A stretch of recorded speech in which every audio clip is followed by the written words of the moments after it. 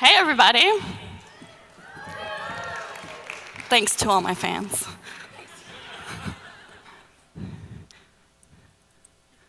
We'll give it a moment.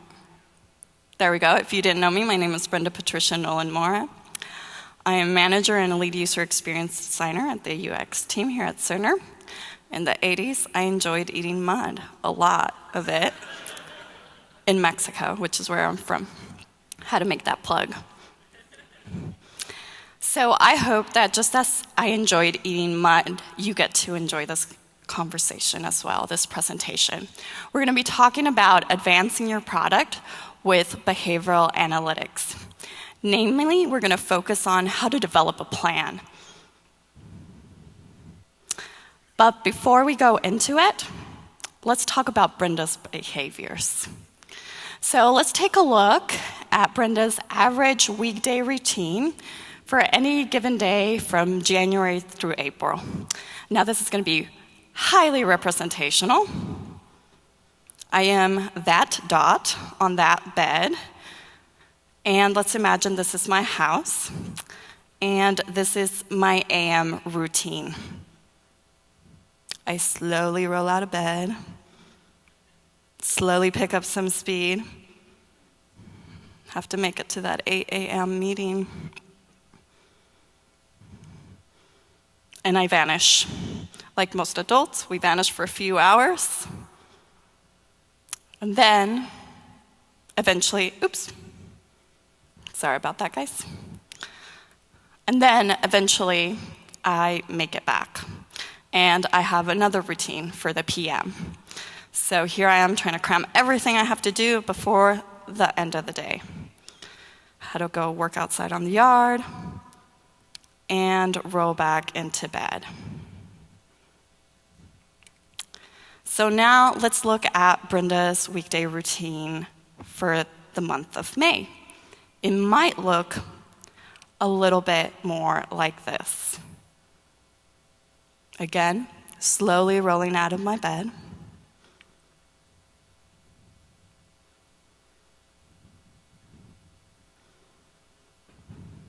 Bouncing all over the place, that's what I do.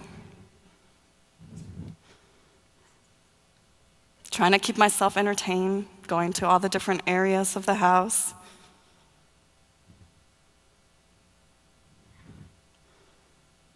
Clearly, I get bored a lot. And then I go back to my bed. So that includes my AM and my PM routine. So, what's going on in Brenda's life in May? Why was that a different routine? Well, what if I gave you more specific data? What if I told you that I used my house on average 12 and a half hours a day for the days of January and April? But in May, I used it 6 more hours a day on average. What is going on in Brenda's life? What if I gave you data from my pots and they told you that I cooked in them less in May, but my couch told you that I spent more time in it? And this might be the giveaway, but my trash can could tell you that my disposable tissue intake went off the roof in May. What does this tell you? What was I up to? What happened in May with Brenda? Well, unfortunately, I was miserable dealing with bronchitis, but you could have not known that fully from the data that I gave you, but you could have gotten statistically closer and closer the more layers of data I gave you.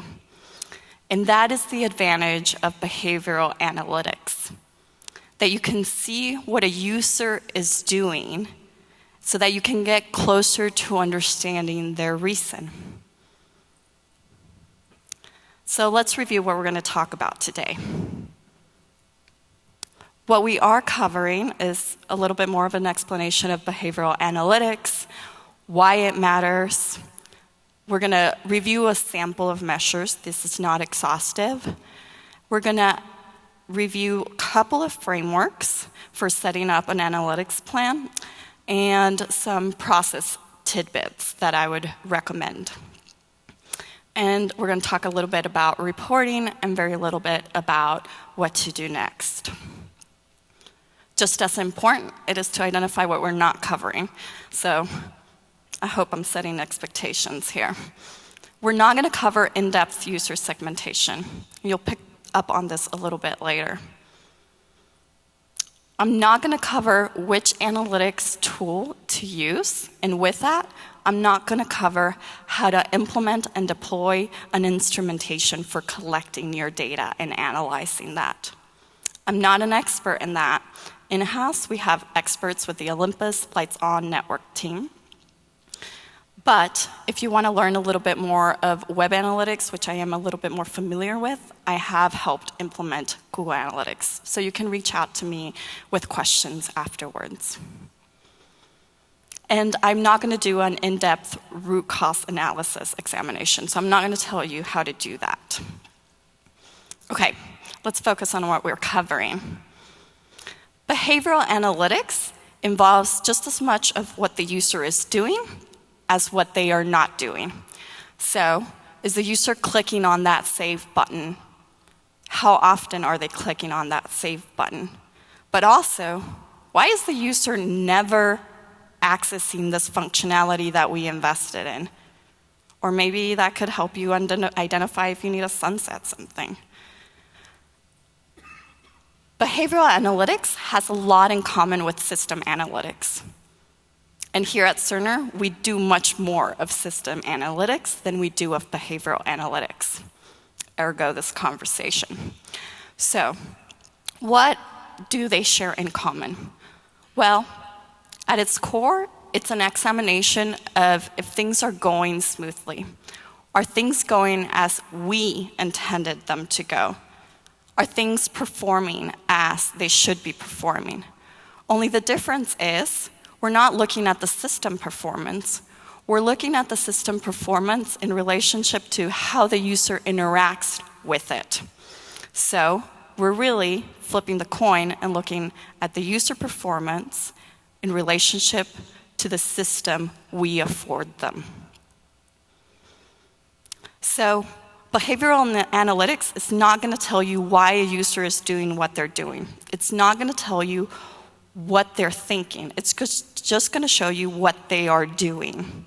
But this is very powerful because, just as in my earlier examples, the more what's you have, the closer you can get to the why. If you've worked with the UX team, you know that we love asking why. And I'm not going to discourage that. I'm going to continue to encourage that. But what we really want to do is let's go ahead and use those other tools in our toolkit. Let's figure out the what's, and then we can lead to more specific whys. One of my favorite classes in college was investigative reporting. I like digging into information. And I've come to realize that behavioral analytics are just leads. They're the leads to the next story. So then we can go and investigate further. So what can we measure with behavioral analytics and learn from? Let's do a quick review of some measures. From an industry perspective, consumer-oriented industries, technologies, as well as items like digital ad agencies, really have a leg up on us when it comes to behavioral analytics.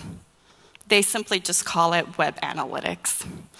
And a lot of the measures we're going to review stem from that. You might have heard things like bounce rate, conversion rate, abandonment rate, sessions. Some of these will apply one-to-one to our spaces. Some of them we'll have to modify, because when it comes to things like advertising, it's more about content consumption than it is driving workflows. If you go online and you start doing research on market web analytics, I would urge you to focus on those that focus on workflow a little bit more. So e-commerce would be a good place to start versus just a content-driven website. So there are simple measures, and then we can make them more robust and more valuable. Simple measures can include just basic things like just counting the number of actions taken or the number of users. It can include counting, just collecting the time spent on something. But what it really boils down to is that they're simple because we don't know if it's good or if it's bad. What is that information telling us? Is a lot of time spent on a website good? It might be good if you're Facebook, but it might not be good if you're trying to place orders effectively and efficiently. It might also just tell us that a user that's trying to place orders is getting interrupted left and right. So maybe we need to consider that from a human factors perspective. It typically only looks at a single user session when we focus on a user, so that doesn't follow the user every time they log in to see how their behavior changes over time. And if we do look at over time, we look at averages, counts, and modes across a broad cohort, so a big audience, versus a specific set of users. So, excuse me, it's that bronchitis, you guys. Still have that reflex. So specifically, some measures can be the number of times I clicked on the states of the United States control, so that drop down. I can count the number of screen views a specific screen has, the number of sessions, depending if your user has autonomy to decide whether they want to log in, whether they want to use your platform, your system, is how valuable this might be. Or if there are regulations, like you have to time out after a certain time. Number of downloads, number of users, again, autonomy and agency of the user to decide whether they use the system or not plays into this. So that might be a good one for something like a consumer wellness health portal, but not the best one for the EHR, perhaps. And time on screen, we've discussed that one. So let's move on to the characteristics of composite and robust analytic measures. They let us see the user selection. So this is more than the previous one. This lets us see that not only did they click on the drop-down for states, but they also selected Missouri. They're multidimensional. They'll look at specific count over time for a specific set of users versus a broad cohort. They look at the sequence of actions. This is a pathway. What did they do leading up to this action, and what did they do afterwards? We're humans. We operate in sequence of events. So ordinality is important. They're comparative. We can start benchmarking and assessing against them so that we can know, are we trending positively or we're not doing so great this month? They align more closely to impact. This means we align what we're measuring closer to the user's goal, not just what is being clicked on. They're longitudinal for each user. This one's harder to achieve. This involves us actually keeping track on an individual over time, not just a broad cohort. And they favor consideration of external data. What if I had told you that the pollen counts were through the roof in May, which they were, but you could have inferred, well, maybe it has to do with allergies, all that tissue consumption. It wasn't the right answer, but it could get you closer to investigating why. So examples of this would be loyalty and retention. So how many users keep coming back? For the spaces where our users don't have agency over this, how many users keep using a specific set of functionality? Number of clicks on a specific selection within a control. So how many people ended up selecting Missouri as their state? Trends of the numbers of clicks over time for a specific segment of users. pathway efficiency and effectiveness. So we could say that there's a path to placing orders that is the most efficient, and we can qualify that as being the model path. But are our users using that path? Are they deviating from that path? Have they created their own path that we didn't know was possible? What does that mean? Is that a good thing? Is that a bad thing? We'll have to dig further, but that way we can explore. Task completion and incompletion rate. In the marketing space, this could be referred to as conversion. So if you put your items on a shopping cart, did you finish the purchase? For us, it's just about achieving that goal. Did I finish placing these orders? Or did I have to cancel? We don't know why, but are we having a lot of cancellations during the process of placing orders? Maybe it could be that it's a hard process, and they're hitting a wall and they don't know how to proceed. And resulting error rate. This one's a little bit more connected to system analytics and system performance. What things are the user doing that leads them to a place where the system fails? So let's start with a simple example. We have number of clicks on the order sign button. What does this tell you? It just gives you a number. It's just data. There's no information in there. Let's qualify it a little bit more and add the concept of time. In Q1, still just data. There's nothing I can learn from it. Let's flip that to a trend, quarter by quarter in 2018. Now we can start learning. Now we can start assessing that information. Let's make it even better. Let's focus it on the users. Let's just say we're not looking at nurses and overrides. We want to make it focused on doctors. Doctors is still a very broad cohort. I recommend you continue narrowing it down. So it could be doctors that have been using the system less than 2 months. So maybe we're trying to see learnability and use over time. If we layer in that idea of getting closer to impact, what we'll do is we'll flip this from clicking a specific button to making about the task rate, the task success rate of placing an order. Yes, you can say that if they hit the order sign button, that means they've placed an order. But what if they're hitting that button by mistake all the time? That doesn't really mean that they've accomplished that goal. What if they're placing the order and then going right back and modifying it, and it's just because this data was pre-populated in a field that got missed time and time again? Following these leads can help us identify those reasons. But it's not just about collecting data and not just about measuring. An analytic strategy is really about knowing what to do with the data.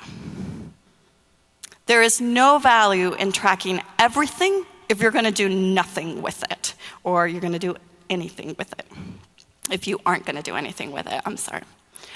So the impetus I would urge you to is to lead with a plan. We need to understand what interactions, what control, what data values we want to track.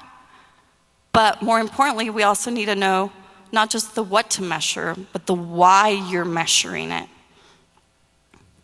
So we're going to review a couple of analytic strategy frameworks. One by Avinash Kaushik, and then another one which is called Google's Heart GSM framework. So Avinash Kaushik, if you don't know about him, I would recommend following him. He's an industry leader in web analytics. He has a quite peculiar blog called Outcomes Racer, and he's an author of a prominent book in the space, Web Analytics 2.0. Avinash really is a person that can go really technical and can go into implementation, but urges everybody, all roles, to understand the why, to lead with the why. He doesn't per se have a name for his framework, and I have taken it and modified it. So we're going to name it Objective-Oriented Analytics for purposes of this presentation. He urges us to lead with business objectives. So that is high level, just a very few of them, high level sentences of why we're in this business. Why are we doing what we're doing? And he recommends that we make them dumb. That is doable, understandable, manageable, and beneficial. So let's create a business objective for Cerner's consumer business. Let's say the objective is to democratize access to one's own medical information and access to care. I think that sounds pretty spiffy. We'll pop that in to our grid right here, and then we'll focus on goals. So you can have a couple business objectives, and each of those can have a few goals. Our goals, while you may be familiar with SMART goals, for this framework, we're going to focus on SAR goals, so specific, attainable, and relevant. The measurable and time-boundedness aspect is going to be captured by other areas of the framework. So, what could a goal be for democratizing access to one's own medical information and access to care? It can be to facilitate appointment self-scheduling, to provide a secure and trustworthy avenue for telehealth appointments, to provide on-demand access to one's clinical results, and we'll just plop those in again. We'll move on to the segment. So this is the segment of your audience. Ideally, the business would have already done the research to identify these set of people have these needs, which are going to be addressed with these goals. That means that your audience will likely become your user. So our segment is going to be adults aged 25 and 30 through 35 years old with access to insurance and technology. You can have multiple segments per goal. We're going to move on to the next step. We're going to identify KPIs and measures that roll up to that goal and to that business objective. So we're going to say that we're going to focus on the KPI of task success rate. That'll be the percent of users that successfully scheduled appointments over a year. We'll put it in there. Then we're going to have a target. This is not target audience. That was our segment above. This is our target of our KPI. So what are you aiming for? What is your measuring stick? We're going to say that we want 70% of patient portal users to schedule one appointment within a year of their last appointment. And we'll put it in there. Now, this is where I add a little bit more of my flavor to it. We're going to add another column below. Sorry, row. English is my second language. Okay, there we go. I'm going to name it, I've baptized it System Capture. If you have better ideas, let me know. But what we're going to do, what the intent of System Capture is really to track what we're tracking. For System Capture, we're going to identify the control the user is interacting with. So the specific drop-down, the specific button. We're going to identify the interaction. There can be multiple controls and multiple interactions that pair up to each KPI. And then we're going to document them in a consistent way using a common nomenclature. I'm not going to tell you what nomenclature to use. Different platforms have different recommendations for how to name your trackers and timers. You'll work with your development team on that. The key is to keep track of it. So for our goal that we've set, we're going to make our System Capture, our control that we're focusing on is on the Confirm Appointment button and the Pending Confirmation screen, let's just say. The interactions are going to be a click, enter, or tap on the button. It could also be a vocal command. Don't forget about those.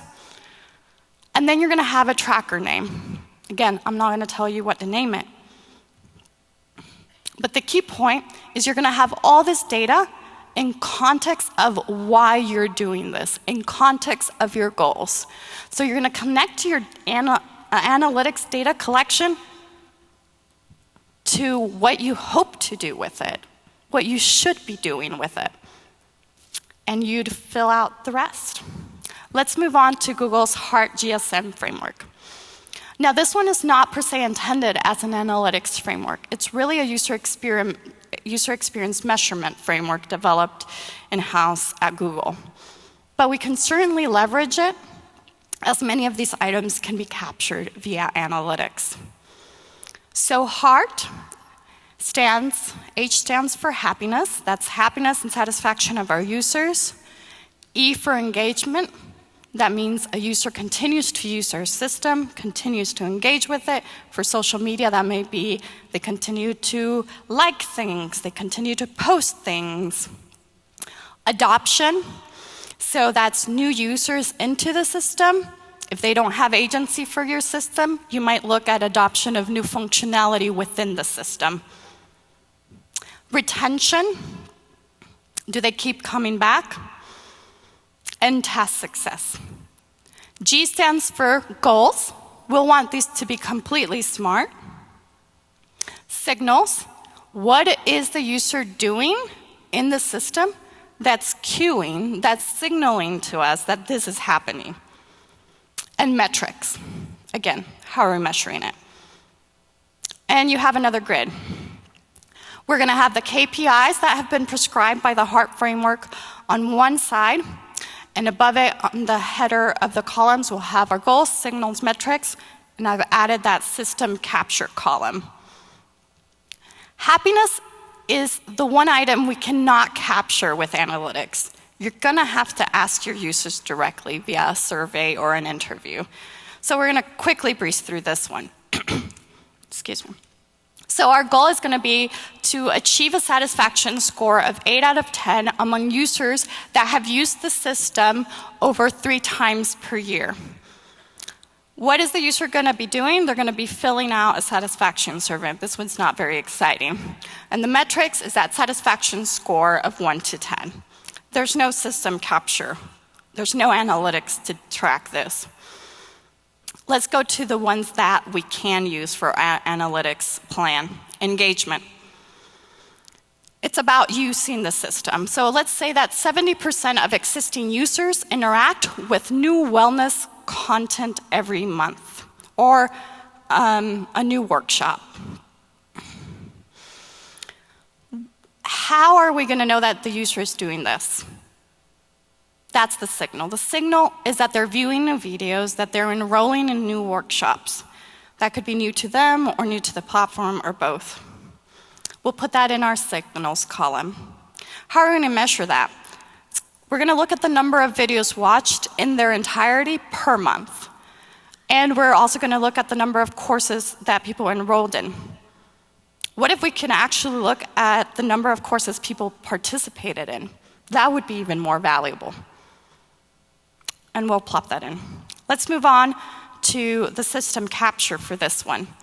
What are the controls? Our controls can be our video player timer. For the enrollment, it could be the confirm enrollment button. For interactions, it could be hitting the play button, but then also making sure that the timer of the video runs out. For enrollment, again, it can be clicking a voice command, tapping, entering, and you'll have your tracker names. So you have your goal, your signal, and your metric in context of the items that you're tracking in your system. Let's move on to adoption. So that is new users, or new users in the sense of they're using this functionality for the first time. So we'll look at 80% of new patients accessing their portal within 20 days of getting their access code. That's our goal. When I go to the doctor and I get that access code, I often lose it and then I don't sign up. And so I'm like, man, I wish I would have had it. But that would have involved me registering in the portal. And that's the signal. And the metric is the number or the percentage of people that are enrolling in the portal. Our system capture can be clicking that confirm registration button. Sometimes it's not going to be an interaction within your system. What if they would have sent me an email? And it's the email that led me to finish registering. So think of if there are items outside of your system that you should also be tracking in a relationship to these goals. What are the interactions? Simple, clicking, tapping, entering, voice command, and there's the tracker number, identifier. And so on, you would continue with retention and task success. Now, as you can see, this is very prescriptive in the KPIs that have been outlined. My recommendation is, if you're in a space where the user doesn't have a lot of self-agency, then maybe take this and make your own KPIs that left side. But keep identifying those goals, those signals, those metrics, and that system capture. Because there can be many interactions and many controls for KPI that we want to keep track of, you might find that it might be best to just link to another table or to another place where you keep track of your trackers. But you're always connecting it back to your goals. So when do you start creating your own plan? I am quite facetiously going to tell you now, because there is never a perfect time for these things. It's always an elusive concept. Well, you might ask me, should I focus on just new functionality or existing functionality? Should I base it off of that, how I prioritize? I would recommend that you prioritize off of a balance of what are vital workflows and functionalities and with market differentiators. So what is table stakes for a wellness and health consumer portal? You have to do that because that is an expectation by de facto. And what are things that could be market differentiators? So for a lot of us, a vital functionality could be accommodating for or accounting for accessibility. But in our industry, it really can function as a market differentiator. How you go about creating your plan is about collaborating. You have to bring everybody together, all different roles, from sales to development, UX, product management, because your workflows or your key differentiators, the knowledge of those may sit in one person specifically. So let's just say that our goal for a market differentiator is accessibility. At that point, then we'd want to include folks from the accessibility team. And whether you decide to have one big workshop or work through a plan in multiple sessions, what you can leverage is an analytics framework template that I put together in the wiki. You don't have to read that right now. I'm going to link to that wiki page at the end of the presentation, and once the video comes out, I'll make sure to make the slides available. Now, what this is just a replica of those frameworks that we reviewed with informational columns that you can get rid of. You're going to have to copy that and move that to your own space. You're going to also want to identify, you can also search it by looking at analytics framework template, searching that in the wiki. And I will have a list of the measures and descriptions and continue to add to them. But moving forward in the group, you're going to want to identify ownership. Who's in charge of that plan? Who's in charge of defining the instrumentation and rolling out the instrumentation that you need? Maybe the instrumentation is already there. A lot of teams are collecting data for Olympus and Lights On Network. But now the pivot might just have to be about collecting those trackers, those capability trackers, or those timers that make the more sense for identifying what the user is doing, not just what the system is doing. As part of that, you want to identify the owner of reporting, the very sexy activity of regularly reporting. Again, collecting all this data, creating this plan is no use if you're not going to look into it and learn from it. That's where reporting comes into place. Who's in charge of reporting? It can be any role that has a skill set for data analysis. And when do you report? Well, you might have goals that are set to look across the year. You'd want to have those milestones monthly, quarterly. So you can decide that a cadence of a month, you just report a quick progress, a quick update, or where our numbers are trending. And then in the quarter, you present a more formal report. My suggestion is keep it in context. So if you create your plan, where you're also linking to how you're implementing this in terms of naming your trackers and where they live, also have that relationship to what the results are showing. Have your report there as another tab, as another link. It's about transparency so that everybody can act on the results. And you want to highlight those areas where there's greatest differentiation or greatest change, and why is that? And we're going to take that as leads to dig in further, to investigate. That is going to be your next step. Sometimes the fix might not need us to connect with the user because we can clearly identify a best practice for a usability improvement. It just helps that the numbers guided us to the spot where there's an issue. In the end, it's about creating a shared understanding of the product goals. Everybody should know their product goals. This should not be obscure or esoteric. About the measures that we're using for assessing against those goals, how we're collecting them. Also, so if I wanted to dig in, what can I do? How do I get to that? And reviewing and studying the results together to know what to act upon next. To know if there are areas where we do need to investigate further, where we need to spend some more time, connect further with the user research team, the human factors and user experience designers, to look into best methods for root cause analysis. And in the end, being able to pinpoint the areas to course correct. And voila, that's all I got for you for today. This is just an approach for getting a plan started. Again, you may find that your teams are already collecting all this data. Let's make it actionable. Let's learn from it. Before we fully wrap up, I'd like to call out. So I do have my list of references and resources, and there is a link to that template.